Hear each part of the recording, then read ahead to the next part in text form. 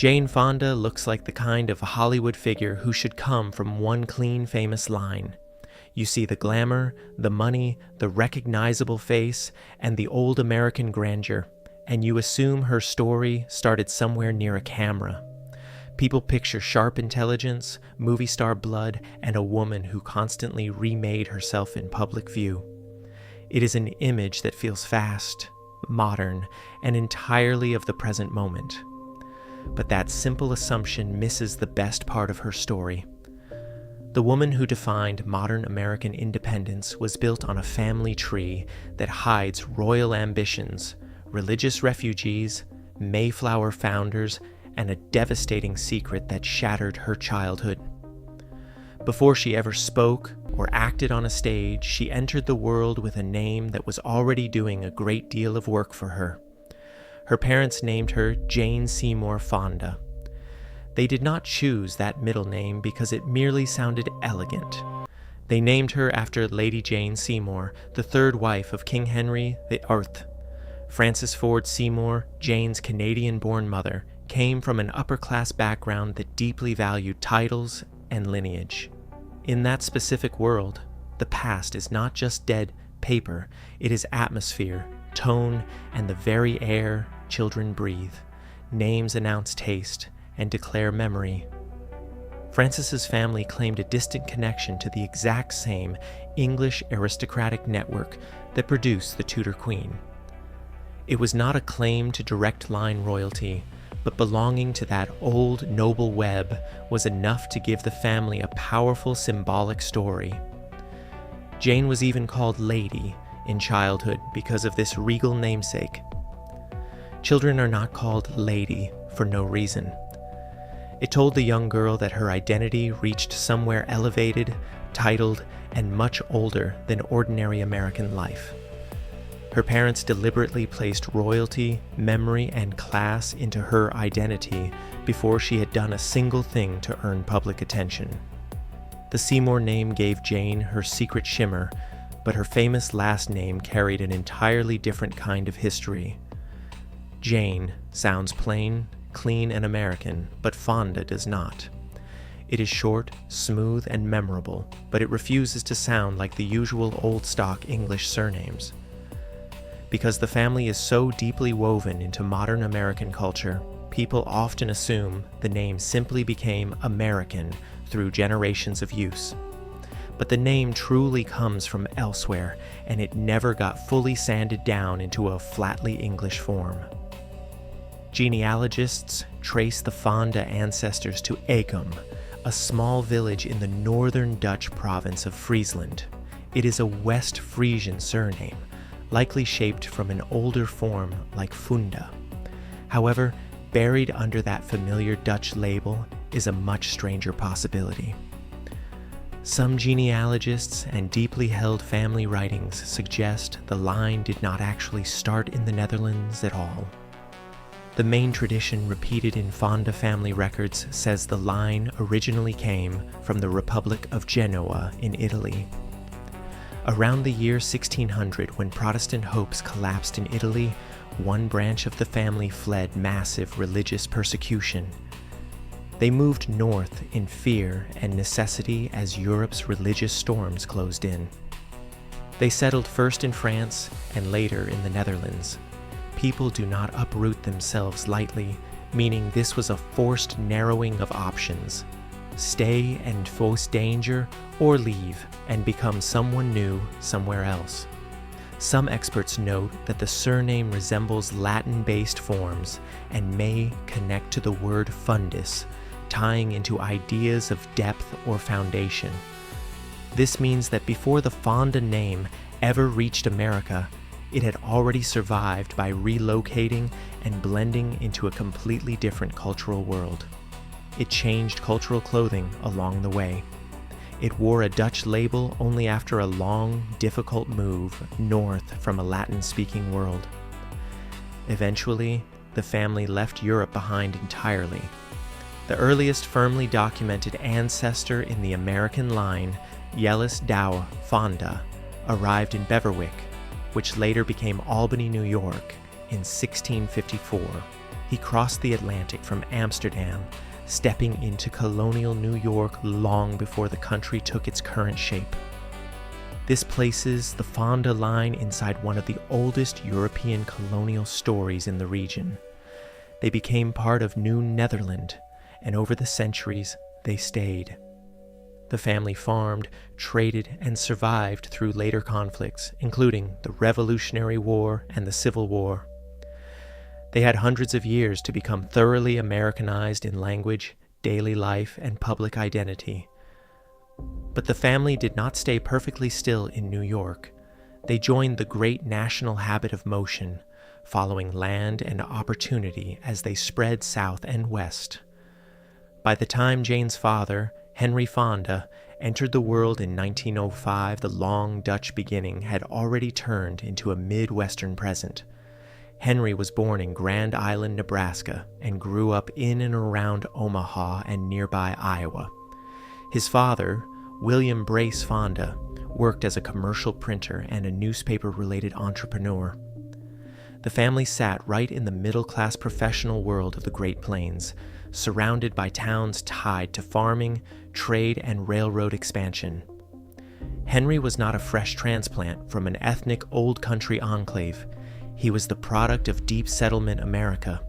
The Dutchness in the name had mellowed into something broader, allowing Henry to carry an old colonial surname into a new century, powered by civic energy and local business.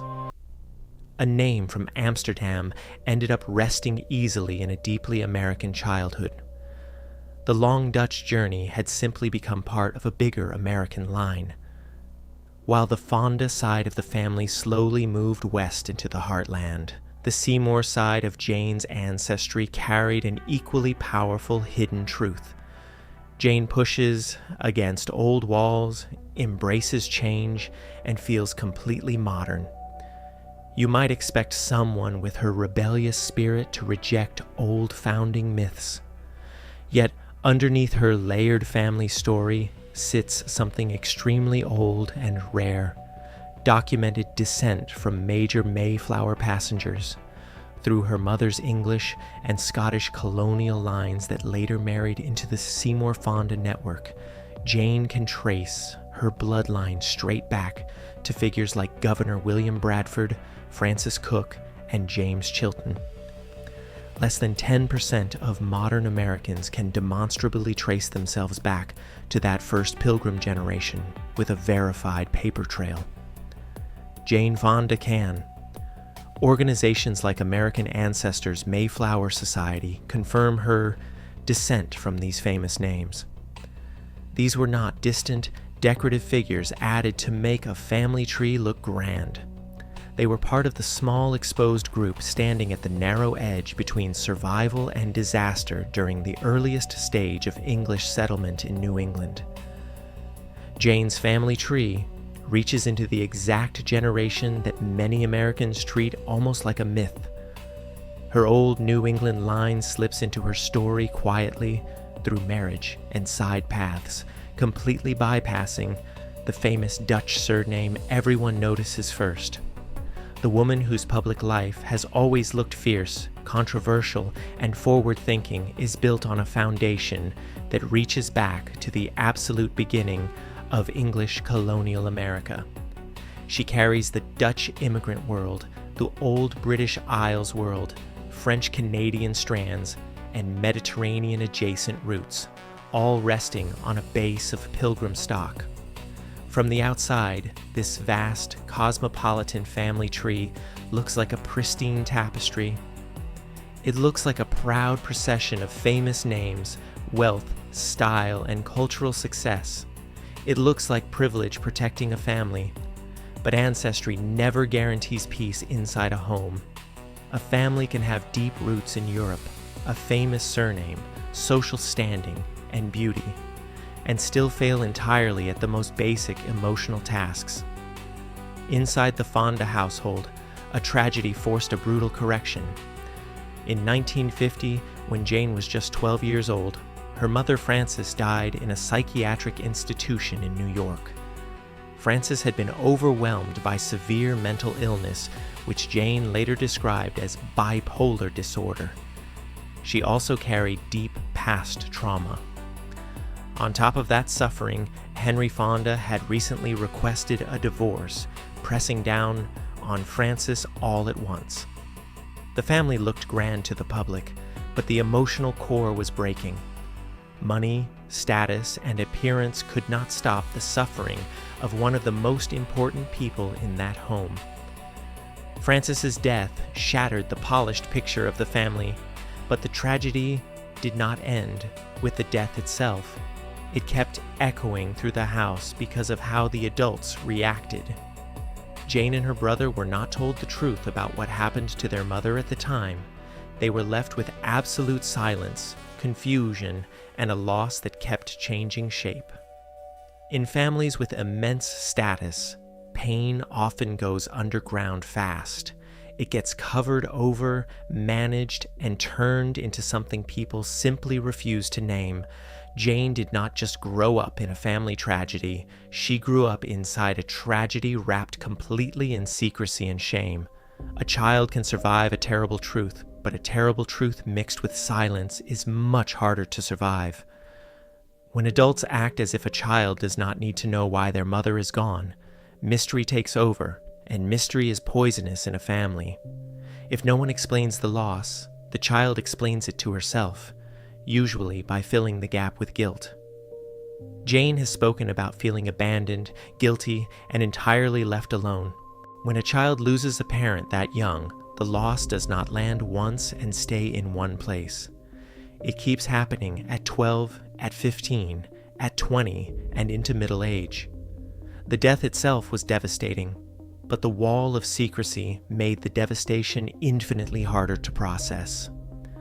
Mixed ancestry, even the most elegant ancestry tracing back to Mayflower passengers and European nobility, cannot soften untreated mental illness, it cannot cancel trauma, and it cannot make a child feel safe after a mother disappears. The richer the family story looks from afar, the more shocking the private collapse feels to the young girl living inside it. Those feelings of abandonment and guilt did not stay in Jane's childhood. They became the very machinery of her life. They drove her to overachieve, to seek approval, to live loudly, and to stay in constant motion. Her later path toward intense activism, therapy, and fierce advocacy for youth and mental health did not come out of nowhere. It grew directly in the soil of that early silent loss. In 1950, society handled such losses with concealment instead of openness, using harsh, secretive language. Jane had to do the incredibly hard work of rebuilding a view of her mother that was not made of myth. She had to see Frances not simply as the mother who left, but as a woman with severe illness under immense strain in an era that buried such things in shame. This realization changes the burden from personal rejection to a tragic human collapse. Jane refused to leave the story buried. She kept returning to it in a searching way, trying to understand what happened to her mother and what happened to herself because of it. In older, established families, the rule is usually simple. Do not dig, do not reopen, and do not embarrass the family. Jane moved in the exact opposite direction. She pushed toward therapy and fought for public language to describe pain that earlier generations hid. She did not simply inherit a famous name, she inherited a suffocating silence, and she spent her life fighting it. When you look at Jane Fonda's constant reinvention, it stops looking like vanity or celebrity changeability. It looks like survival. It looks like a person trying over and over again to build a livable self from a childhood marked by grief. She stands at the far end of a family route that began before America had become America. She carries the legacy of religious refugees fleeing Italy, Dutch settlers farming the New York frontier, Midwestern printers building the heartland, and pilgrims stepping off the Mayflower. But the most important family line she belongs to is the one between what one generation buries and what the next generation finally says out loud. Jane Fonda did not just turn a long chain of settlers and farmers into modern royalty. She is a child of silence who spent a lifetime trying to turn silence into speech.